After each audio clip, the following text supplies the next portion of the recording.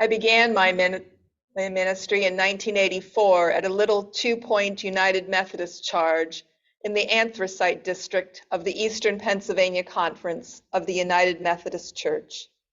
The churches I served were in Weatherly and Beaver Meadows, Pennsylvania. I soon learned that Beaver Meadows was a Catholic town and Weatherly was a Protestant town.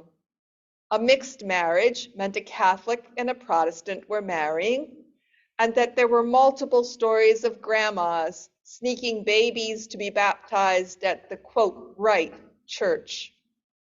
What I only learned later, after being given a book on the coal mining history of the area, was that when the German and English miners came together and began to demand better wages and safer working conditions, the mine owners began to recruit workers from Italy and Central Europe who were desperate for the wages as offered and weren't going to risk complaining about the working conditions. The Germans and English were Protestant, the Italians, Poles, and Slavs were Catholic. The mine owners set out to divide their labor force, and they succeeded. Wages were kept low, and safer but more expensive working conditions were not put in place. One of my own maternal great-grandfathers worked in the Pennsylvania mines as a breaker boy, separating impurities from the coal by hand. The family lore is that he eventually got involved in trying to unionize the coal miners, which is the reason why my mother took my brother, sister, and me to see our first R-rated movie. It was The Molly Maguires, about 19th century Irish Pennsylvania coal miners who fought the oppressive mine owners. It was a bit odd because my mother was hardly pro-union. My socialist great-grandfather had named my grandfather Ben Marx Hauer after Karl Marx, but my grandfather, whose views my mother followed, was a quite ardent capitalist who, if asked what the M in Ben M. Hauer stood for, would tell you Mark. But it was that 18th century economist sometimes called the father of capitalism, Adam Smith, who said, "Our merchants and masters complain much of the bad effects of high wages in raising the price and lessening the sale of goods. They say nothing concerning the bad effects of high profits. They are silent with regard to the pernicious effects of their own gains. They complain only of those of other people." There is a long history of the master and merchant class dividing the workers in order to keep the profits rolling in. Dorothy Roberts, in an essay titled Race in the 1619 Project, writes, "In the early days of colonial America, the vast majority of people compelled to work for landowners were vagrant children, convicts, and indentured laborers imported from Europe. The wealthy settlers who benefited from their free labor did not at first distinguish between the status of European, African, and indigenous servants. But as the slave trade mushroomed, Africans began to be subjected to a different kind of servitude. They alone were considered the actual property of their enslavers. To keep people being treated as property, those wealthy landowners needed to co-opt the help of their white laborers. Nicole Hannah-Jones, in her essay Democracy in the 1619 Project, writes that racist justifications for slavery gained ground during the mid-19th century. The majority of the Supreme Court enshrined this thinking in law in its 1857 Dred Scott decision, declaring that Black people, whether enslaved or free, came from a, quote, slave race. Divide and conquer. Blacks are a different race. If you are white, you should help keep them in, quote, their place. This racializing of the workforce may have originally benefited owners of enslaved blacks, but it kept workers nicely divided well into the 20th century. Matthew Desmond, in his essay Capitalism, again in the 1619 Project, writes, slavery and the racism it nourished also played a decisive role in weakening the American labor movement. Capitalists leveraged slavery and its racial legacy to divide workers, free from unfree, white from black, diluting their collective power. Instead of resisting this strategy, white-led unions embraced it until it was too late, undercutting their movement and creating conditions for worker exploitation and inequality that exist to this day. By upholding racial segregation within their unions, white workers made their fears of being undercut by black labor a foregone conclusion. Closing the door on black people created a pool of available and desperate men and women who could be used to break strikes and quell unrest. To black workers, strike breaking was a means to gain a foothold in the growing industrial economy and to secure opportunities long denied them. Black leaders even encouraged strike breaking and began promoting black workers as safe investments for industrialists. Though many blacks eventually found employment in industry, many remained in agricultural and domestic work. Of these workers, David Stutz writes in his paper, The Excluded, an estimate of the consequences of denying Social Security to agricultural and domestic workers. Conveniently elided then was the exclusion of agricultural and domestic workers from the original provisions of Social Security, occupational groups that were disproportionately minorities of color. For divergent reasons, racial politics and administrative efficiency, more than 15 million of American workers, almost 1/3 of the labor force, was denied a public pension, effectively consigned to working for any wage available until they were no longer able.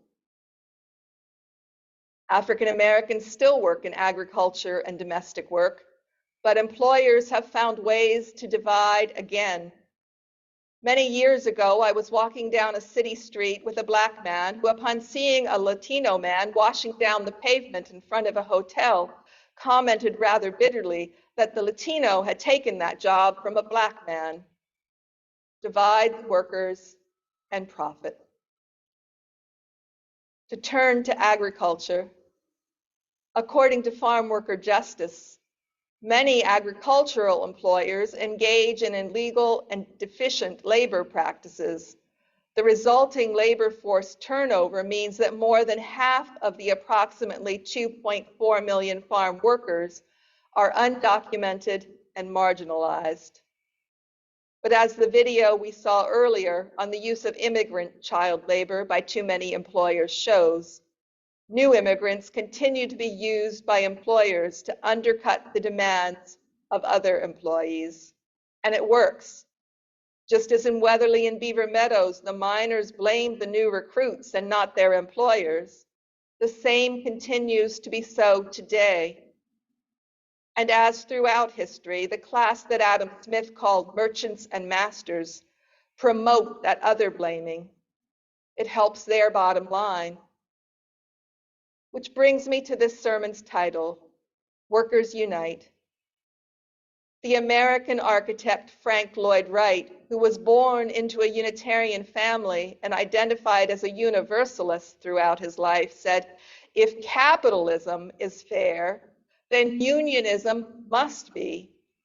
If people have a right to capitalize their ideas and the resources of their country, then that implies the right of people to capitalize their labor. In February of this year, Greg Rosalsky of NPR's Planet Money said, last year, labor unions in America looked like they were turning a corner. Employees at more than 250 Starbucks stores voted to unionize. Workers at Amazon warehouses, Trader Joe's, and REI were joining the fight. Grad students, Uber and Lyft drivers, even the knights, queens, and squires at medieval times were jousting to join a union. Headline writers began declaring things like employees everywhere are organizing, and that the United States was seeing a union boom. In September, the White House asserted organized labor appears to be having a moment. But then Rosowski went on.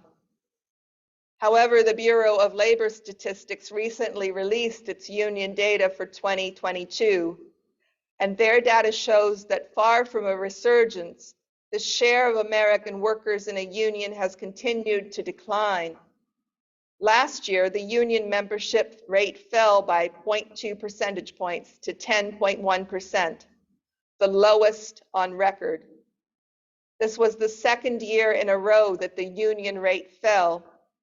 Only 1 in 10 American workers is now in a union, down from nearly 1 in 3 workers during the heyday of unions back in the 1950s.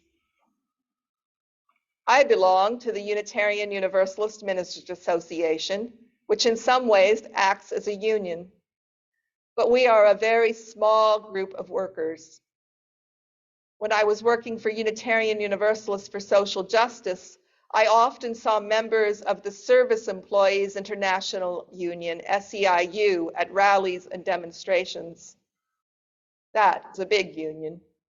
Their website says that they are a union of about 2 million diverse members in healthcare, the public sector, and property services, who believe in and fight for our vision for a just society, where all workers are valued and all people respected, no matter where we come from or what color we are, where all families and communities can thrive, and where we leave a better and more equitable world for generations to come. Workers United. Both UUCLC and Tri-UU have had a forum speaker, Jeannie Economos, of the Farm Workers Association of Florida. Their webpage says the Farm Workers Association of Florida's long-standing mission is to build power among farm worker and rural low-income communities, to respond to and gain control over the social, political, economic, workplace, health, and environmental justice issues that impact their lives. Workers United. If capitalism is fair, then unionism must be. If people have a right to capitalize their ideas and the resources of their country, then that implies the right of people to capitalize their labor. It is a hard job to capitalize one's labor alone, or even in a group divided. I know Workers of the World Unite is a slogan from the Communist Manifesto and was the motto of the Soviet Union. Let me publicly denounce Leninism and Stalinism. But if capitalizing their labor together is socialism, then call me a socialist. Workers together can create a more just society than workers divided. Workers unite. Unitarian Universalist minister, the Reverend Dr. David Breeden said, "My father was one of 13 children. Of that group, 3 eventually escaped poverty. How did 3 escape? My father was able to join a labor union, and 2 of my aunts married men who were able to join labor unions." I end with a quote from 20th century American civil rights activist, the Reverend Dr. Martin Luther King Jr. "I look forward confidently to the day when all who work for a living will be one, with no thought of their separateness as Blacks, Jews, Italians, or any other distinctions. This will be the day when we bring into full realization the American dream. a dream yet unfulfilled, a dream of equality of opportunity, of privilege and property widely distributed, a dream of a land where people will not take necessities from the many to give luxuries to a few, a dream of a land where people will not argue that the color of a person's skin determines the content of one's character, a dream of a nation where all our gifts and resources are held not for ourselves alone, but as instruments of service for the rest of humanity. The dream of a country where every person will respect the dignity and worth of the human personality. That is the dream.